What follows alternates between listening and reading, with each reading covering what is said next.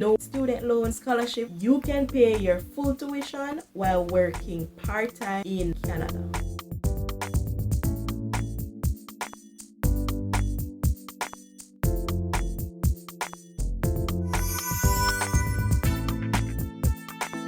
Hi everyone, welcome back to my channel. On this channel I talk about life in Canada, studying in Canada, and personal development. So today I will be going through how you can pay your tuition cash. No worries about getting a student loan, no worries about getting a scholarship. How you can pay your tuition cash. So many people have asked this question, whether or not you can pay your tuition, but today I am here to tell you that you can, because I'm doing it.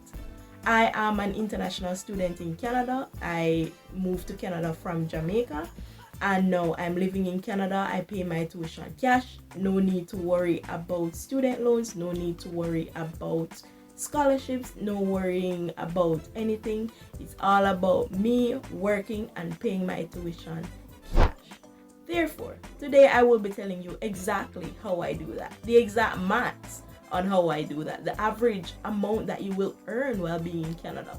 All of that in this video, so stay tuned. So, how much does an international student earn while studying in Canada? So, an international student earns on average $13, and on average, the tuition in Canada is $15,000. Now, if we are to include food, rent, tuition, and maybe phone expense, let me tell you exactly how you can earn this. First of all, the total that I've come up with is $25,000, which is how much you will need to prove in order to travel to Canada. So therefore, you will need this $25,000 before coming to Canada. Now, this is before coming to Canada, but I'm talking about while you're here, if you can save for that first year and then pay your tuition after. Or the next thing you can consider is borrowing a loan for the year, actually borrow the loan for the first year, and then after that you spend the following year earning that money or saving and paying towards that loan. So I'm telling you how you can pay this cash, but the only thing that I would say is that you need that first year worth of tuition before coming here.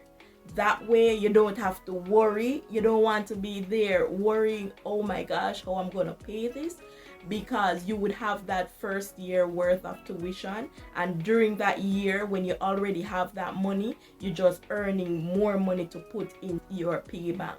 And that's the thing, you need to know that when it comes to trying to pay your full tuition, you need to save, and you need to be very frugal with your money. You need to know how you are earning and how you are going to save. And if you need to save everything, that's something that you need to know in regards to your budget, how exactly you're going to save all this money. Because if you're earning and spending, and if you're seeing the money coming in and you're spending it, then you won't be able to pay your tuition the following year because you spent it all or majority.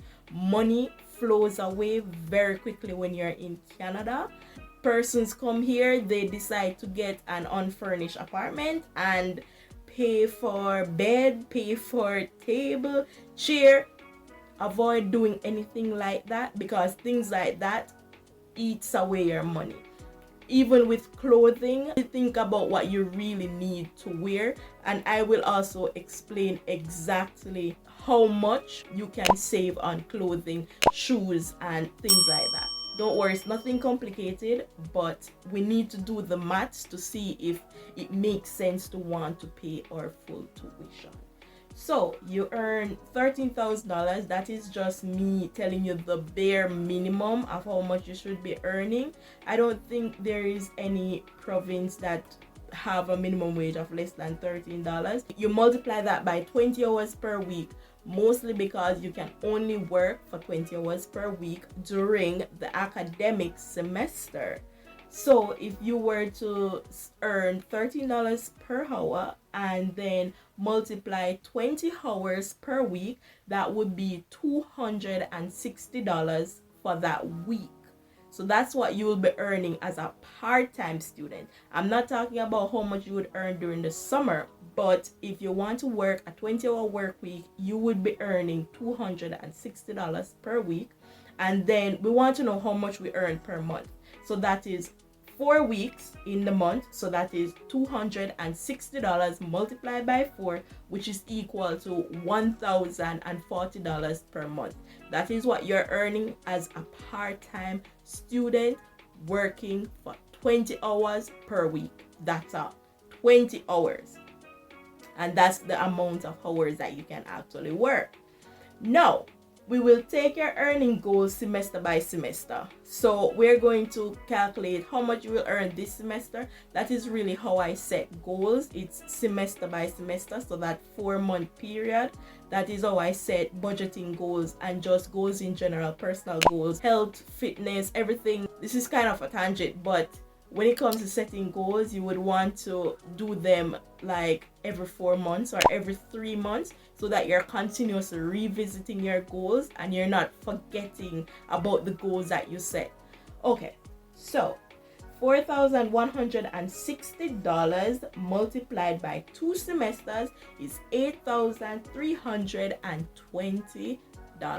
That's for 4 months when you're working academic. The academic semester is September to December, and then you have January to April. What about summer? So for the summer breaks, once you stay in Canada, so this means you have to actually stay in the country and work, you can earn $13 multiplied by 40 hours. Now, I am talking about a 40-hour work week. You don't have to work for 40 hours. You can work for more hours. And if you were to go to like a factory to work, that's a 12-hour shift that you're doing. That's approximately 60 hours per week. And let's say they even call you in to work on Saturdays. That's about 72 hours. That's overtime there. So definitely, this is the way to go. Okay? So $13 multiplied by a 40-hour work week is $520. Now, $520 multiplied by 4 weeks, because we want to know how much for a month, that is $2,080. And then $2,080 multiplied by 4 months, because summer runs from May until August. So you will be earning $2,080 multiplied by 4 months. That is $8,320. Okay.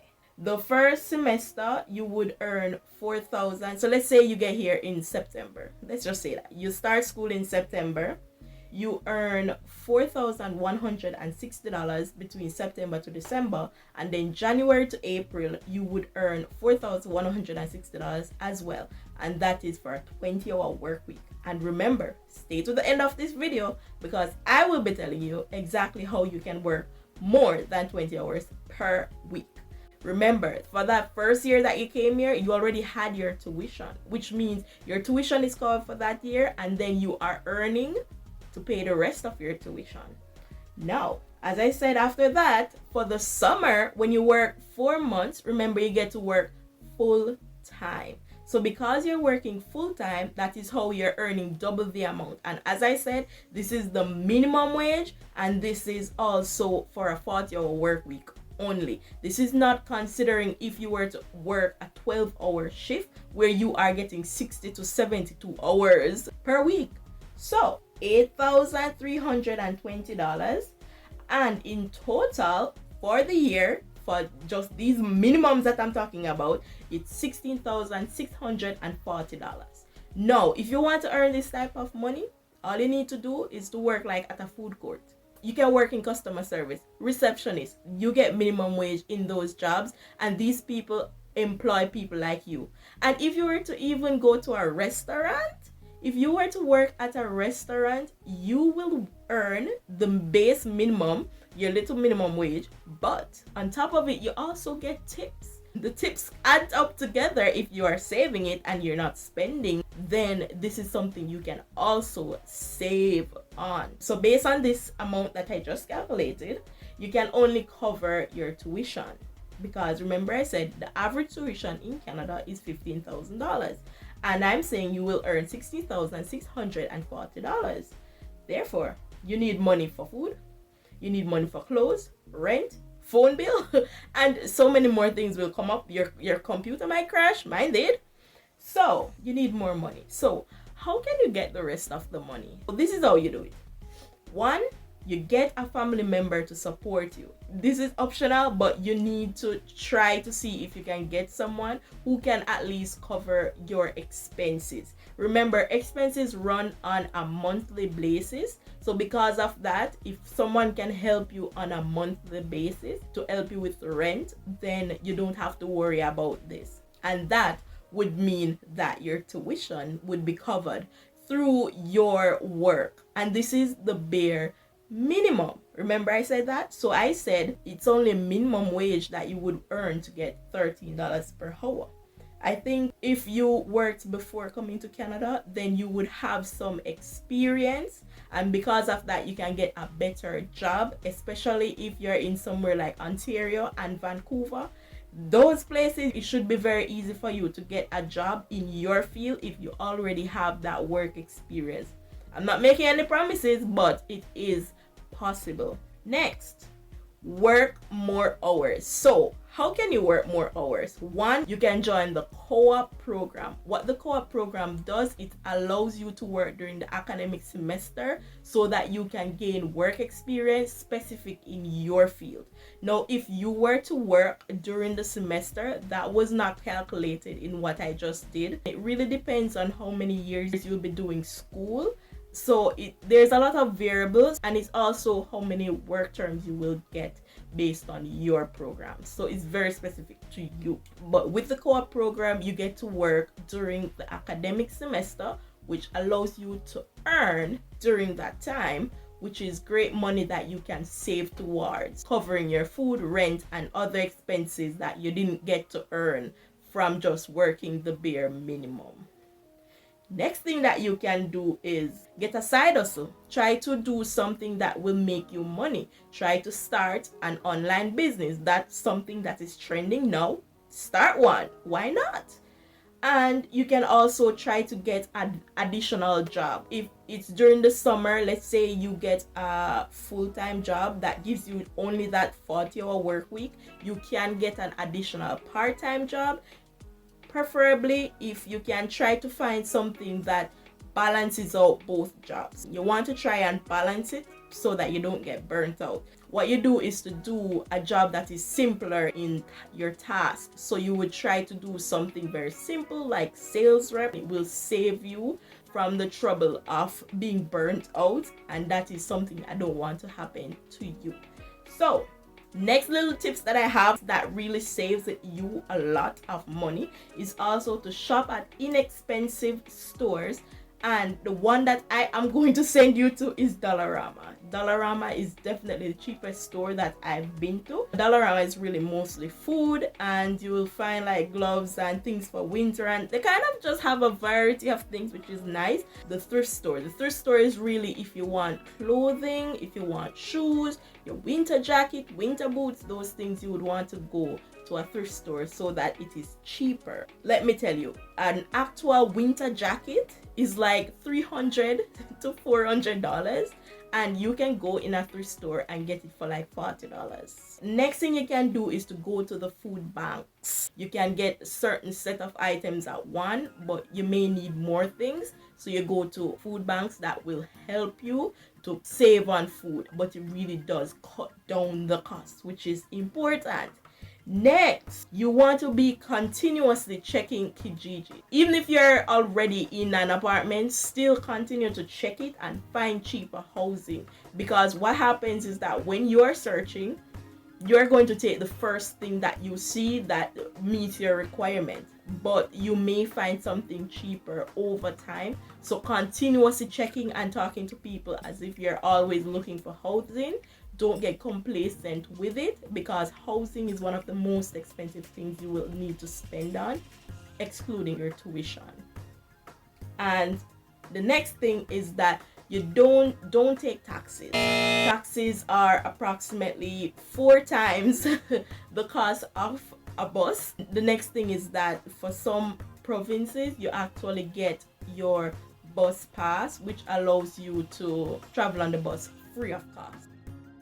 Remember to subscribe to the channel so that you get more videos like this one. I'm also linking down description box a guide on how you can survive Canada on a low income and pay your tuition cash. So definitely get that down description box below, and make sure that I mention again and wrote it down so that you can even print this off, where I showed you exactly how you can earn that $13 per hour and then use that money to pay your tuition on a yearly basis. So definitely grab the guide, make sure you download it. If you can print it out, paste it on your wall, and know that this is your map to make sure that you are earning that money. So definitely take these things in mind. Go pay your tuition cash. Don't worry about student loans. Don't worry about that scholarship that you're hoping to get. The only thing I would say is to try to get that first year worth of tuition, because that will help you to not have a lot of stress and headache, because you will have to balance both school and work, which is going to be a lot, which is something that you can't manage if you have a lot on your head. Like if you're already stressed, it's going to be very difficult to balance work and school. I hope you enjoyed it, and I will see you in the next one. Bye.